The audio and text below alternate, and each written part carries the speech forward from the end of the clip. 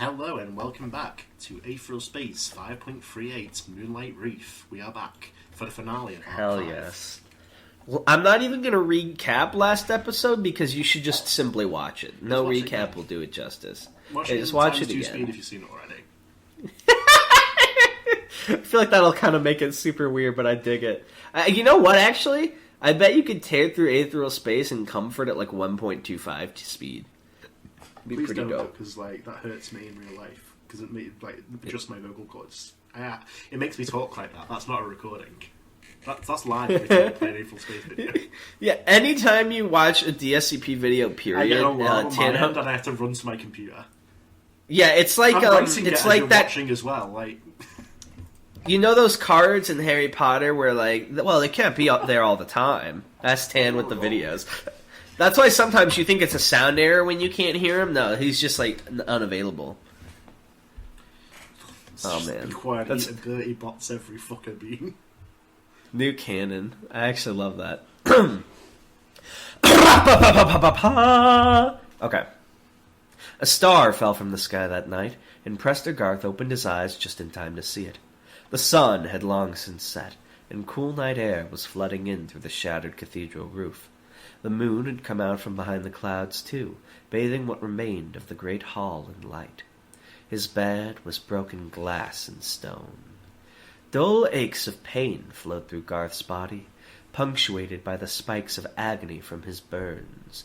The moment his consciousness returned, Garth recognized that he'd been defeated. Utterly, utterly defeated.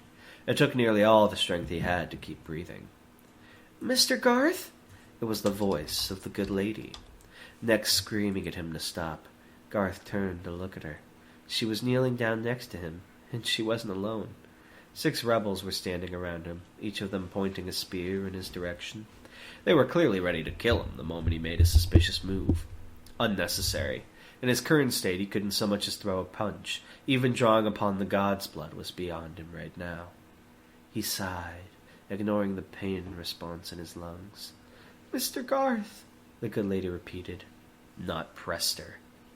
"It's over." He spoke through cracked, dry lips. "Your ladyship, listen to me carefully. You must take steps. Below this cathedral is a great starship. You must destroy the console before those people are able to send a signal out. If the regulators must fall, then so be it. But if nothing else, you must—" "Mr. Garth," the good lady whispered, They've already sent that signal thing." "Wait, who?" There's been a bit of a skip between the two chapters here. It's night time. Garth's breath caught in his throat. Oh, I imagine now I'm kind of giving this like I'm thinking of this in like a Gurren Lagann vibe where it's like they've beat the guy and they're like, "You fool, I was keeping off the scarier guys," and now the supremacy's gonna be like, "Yo, free planet! Yo!" I feel like that's a supremacy thing to do. It is in UAP space though, so maybe not, but maybe. The UAP will be like, "Yo, you're a colony, yo!" Mr. Garth's breath caught in his throat, and a dull despair settled itself over his heart. Now he'd been defeated utterly. He and all the people of this world. "Why?" he whispered, staring up at the doomed sky. "Why did you allow them to do this?" "Because," the good lady took a deep breath, "because I don't think it's such a bad thing, Mr. Garth. I don't agree with you." He chuckled bitterly. "You don't agree with me? What you disagree with is reality, girl. They'll come and they'll kill us because of what you idiots have done. The outside world loathes the gods that we adore. There's no place in it for us."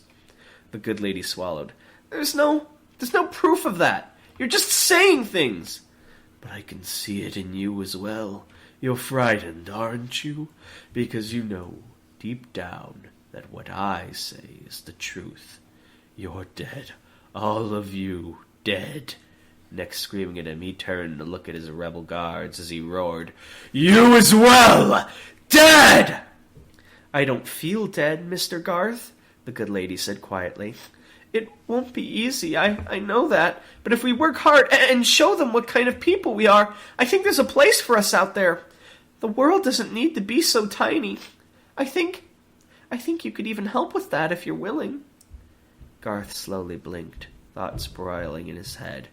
And then, with all the speed he had left, he grabbed a shard of broken glass from the ground and drove it into his own throat.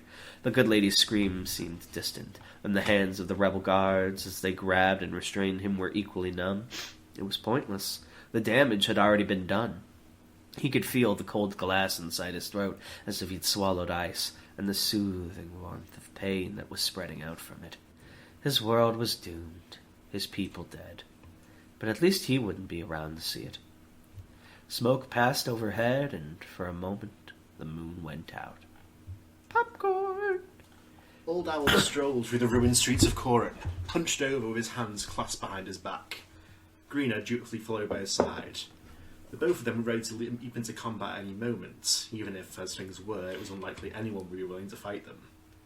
It had taken hours to repel the monsters that had poured from the cathedral. Those that hadn't been killed had fled into the countryside and would have to be hunted down over the coming weeks. With the combined forces of the Grinhy and Orpish's rebels, it should be a simple task. Still, Old Owl narrowed his eye in distaste as they passed a pair of city guards, still maintaining their post outside a regulator supply station. The good lady had announced the disbanding of the regulators earlier that morning, but facilities like this would continue to operate until it was worked out how exactly to reallocate their resources. The city control that had been put in control of them weren't regulators, but Old Owl still didn't trust them as far as he could throw them. If they were given the opportunity, they'd no doubt take the place of the old tyranny. "You'll keep one eye on them," he grumbled to Greener as they passed. She nodded. Greener had a good head on her shoulders. Despite her personal feelings and the length of time she'd been embedded in the enemy ranks, she'd faithfully accomplished her mission as promised. She'd do well. "Where are we going, sir?" she signed. "We are walking," he replied. "Of course," she nodded. They came to a ruined square, nondescript if not for the hulking quadruped corpse sprawled throughout the centre. It was one of the largest monsters that had emerged from the cathedral, and apparently they were having difficulty working out how to transport it. That wasn't what had caught Old Owl's interest, however. He pointed a thin, trembling finger towards a doorway off in the corner. There'd been some kind of tailor in the past, but he didn't know where it led to now. "Do you see that spot?" Greener nodded. "When I was a boy," Old Owl said unhaltingly, "I did not listen to my elders. They told me that the people of the city were petty and cruel, and knew only petty and cruel things. I did not believe this. I thought to myself, these people are humans as I am. Deep down, we are all the same. I thought I knew better. Do you understand this?" "Yes, sir," she signed. Of course she did. All people knew this. All people at some point in their lives believed only they truly understood how the world worked. All people found themselves mistaken.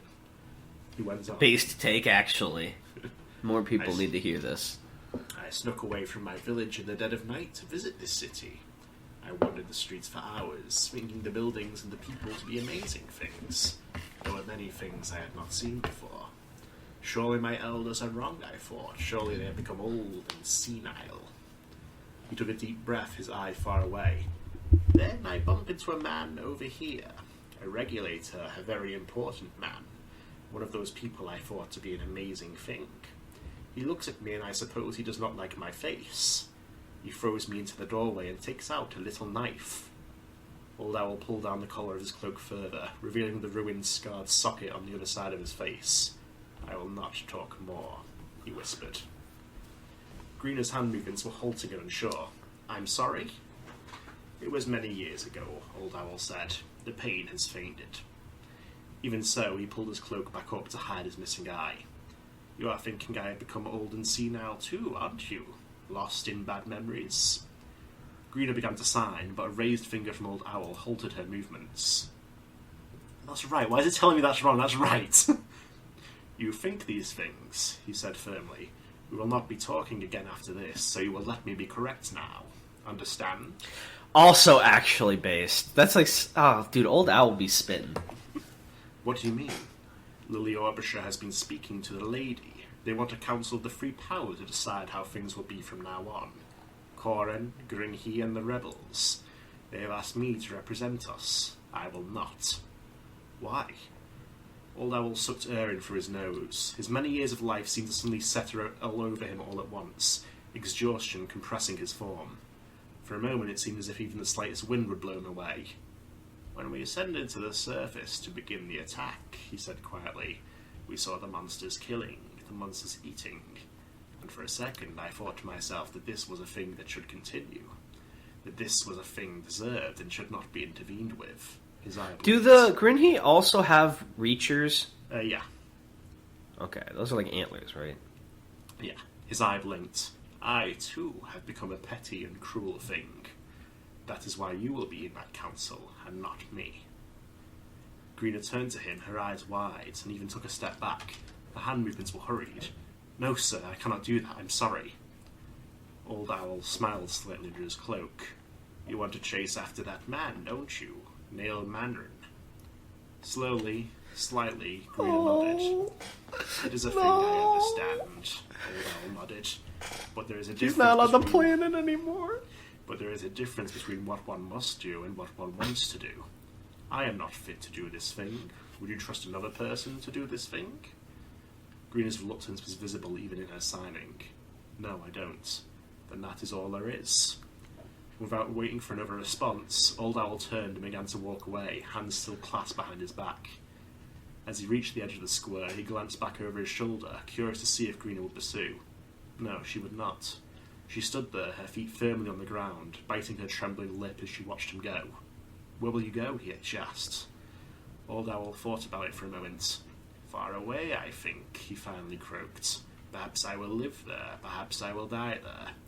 Either way, I shall do so quietly." Without another word, Old Owl stepped out of the square, and out of history. Oh my god, Cincinnatus moment? I don't know what that is. Oh, he was a old Roman emperor who's like, his famous thing was like, no, he wasn't an emperor. He was like this general or something, and he was a farmer. And they were like, "This is big war, we need you." So he stepped out and he like won the war for them basically. And they're like, "Holy shit, you're so awesome, you should be our emperor." And he was like, "Actually, no, I think I'm gonna go back to farming now." And then the continuation of that is people called George Washington our Cincinnatus because people wanted to make him like America's king. And he's like, "No, I'm going to serve for like 4 years and then I'm going to go back to my farm." And now Old Owl is the third Cincinnatus. Wow. He's like, I have finished the rebellion. I have saved the people. I am now going to go die in the mountains. Smile. Exactly. I'll respect that to you. Oh, that's so good. Nell Mandarin placed a hand against the cold glass of the escape pod window, looking down at the planet he'd spent his entire life on. The city he'd been born and raised in, the countryside where he'd met his shame, all of it lay before him. He could even see the moon and the sun, so very far away. It was all so tiny, and himself even tinier. He'd ramble about honor, duty, and obligation to no end, but looking at it all from above, what did those petty things amount to? Nothing. The sentimentality of an ant. When he'd gone to this escape pod and launched it, he'd considered that the guardian entity might have been lying. Perhaps he'd even been hoping for it. There had been every chance that launching this capsule would have instantly meant his death, and part of him had accepted that. The things he'd lived for had disappeared, at any rate. Nail leaned back as much as the cramped quarters of the pod would allow. Shimichiro balanced on his knee. From what Akamanto had said, the pod would have instantly sent out a distress signal once it left the atmosphere.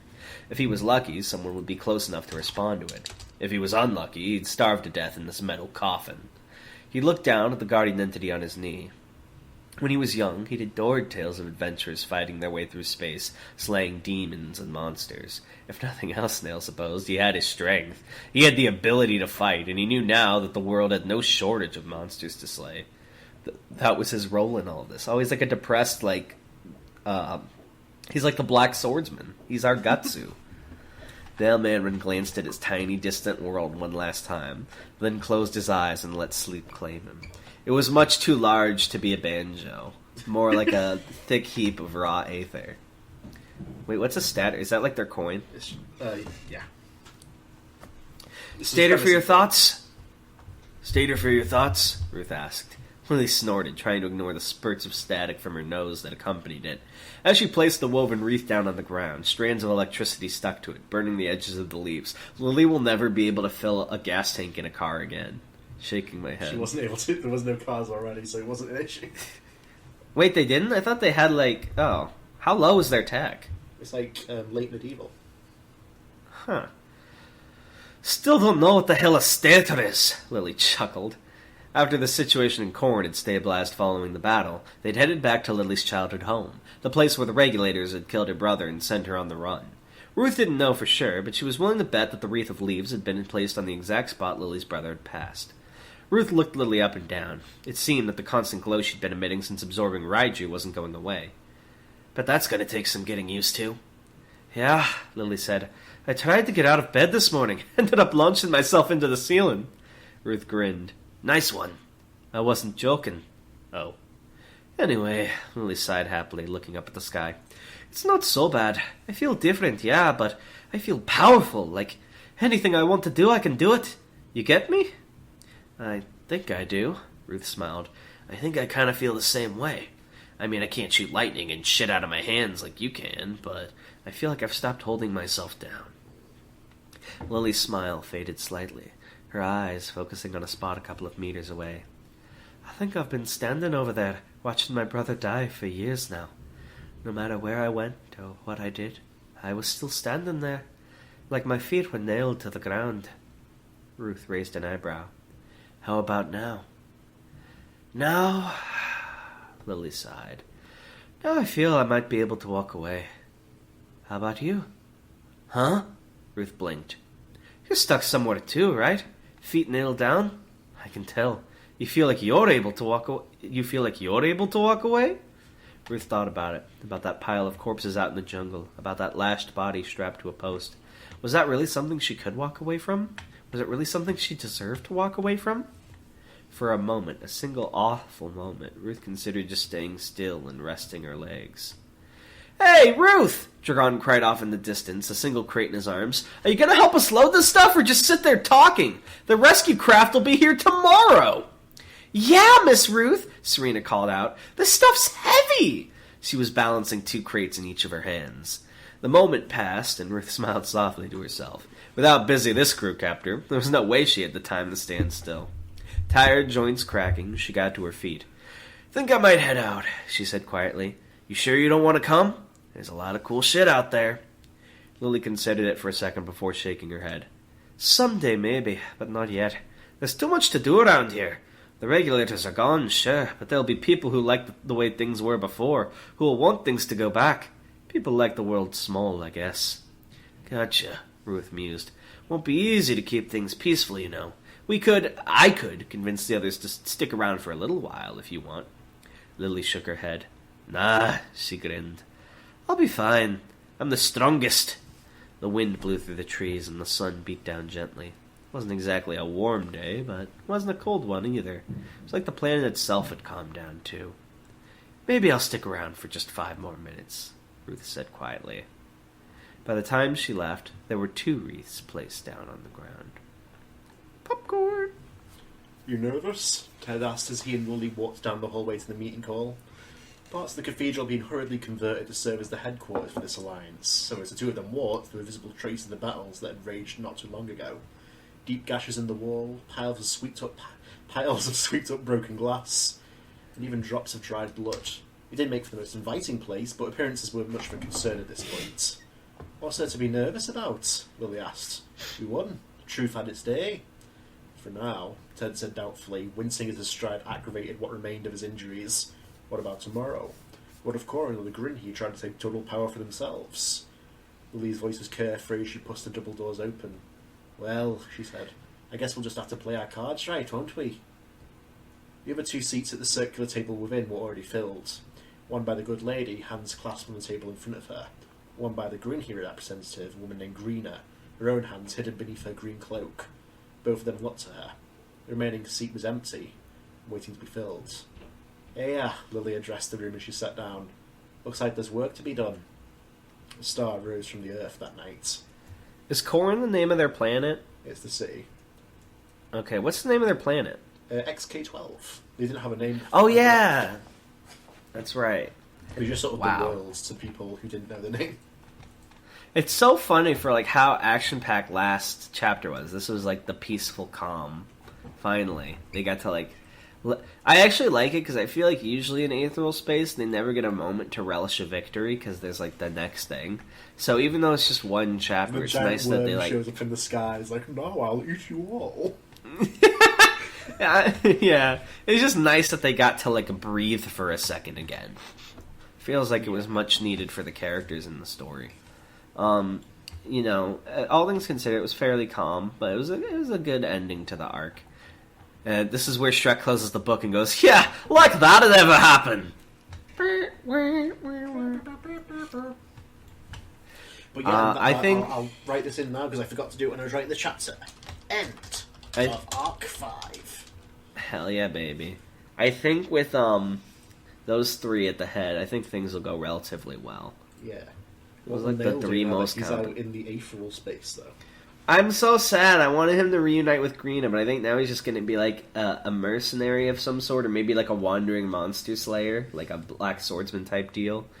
I'm sad, but on the other hand, I think it's probably better for Greena to be able to like focus on the future of her people and the planet. But it's still sad because I feel like they both cared about each other, but just like life got at them. It sucked, but you know what? It happens. I hope Nail ends up happy at some point in the story. I hope he doesn't die a sad death. Or disappear. He'll show back up and he'll be like 6th dead, more like 7th dead, and he'll one-shot them. He'll show like fucking Boba Fett. How long does it take for like an X dead to regenerate again? It's nearly instant. Oh man, so like, can't they just keep dying over and over? How do you beat them? The body is too like ruined; they won't come back. Right, like the last one, Aether burned. So like, how did they get away from him after? If he like insta-regened. Well, the ship was crashing. They just sort of left. It was as he'd left while they were in mid-regeneration. Okay, so it's not that instant. Yeah, it's not like beep, it's like a Doctor Who regeneration. You see what? It's a big Man, light. how long will that last for? How long can they do that? Normal human lifespan for each one. But like, in theory, they could just infinitely live. Because if they're about to die of old age, they could just like stab themselves in the going throat perpetually. Like if they're not mega killed. It should cap at a certain Roman numeral. It should be like 100. Because how lame will it... And also, though, they become less of a cool mercenary the more they die as well. Because, like, you know, hearing the legends of what they can do, everyone's like, oh, the 5th dead, 6th dead. But could you imagine hiring someone called the 237th dead? It's like, maybe you're not good at your job. They'll have to rerun. You've died so many times. But that was 300 years ago. Honestly, you could probably use them as a perpetual energy generator if you just kept dying in, like, a machine. And, like, the regen. Well, there's limits. They couldn't do it, like, twice in a row because they have to, like, have the Aether to do it. Oh, so I guess if you depleted him of his Aether, then he would die for real. Yeah. Dude, they should have, like, an Aether device or, like, some technique that, like, sucks the Aether out of someone else. They do have cool. the nether wire that sort of disables it when it's wrapped around you. But I'm talking about, like, Aether vampirism, where you, like, suck it and use it for yourself. Not their techniques, obviously, because those are learned, but, like, their color Aether and, like, the energy they're generating. That'd be dope. Yeah. It's like, I want to suck your Aether. Yeah. I don't know where I'm going with that. Arc 5, everyone. I hope you enjoyed it. If you didn't, I don't really care. Well, thank you. Don't care, didn't ask, plus you're dumb if you didn't enjoy it. I'm going to put you in a full space now, and Dragon will shoot you in the back. Bye! Bye!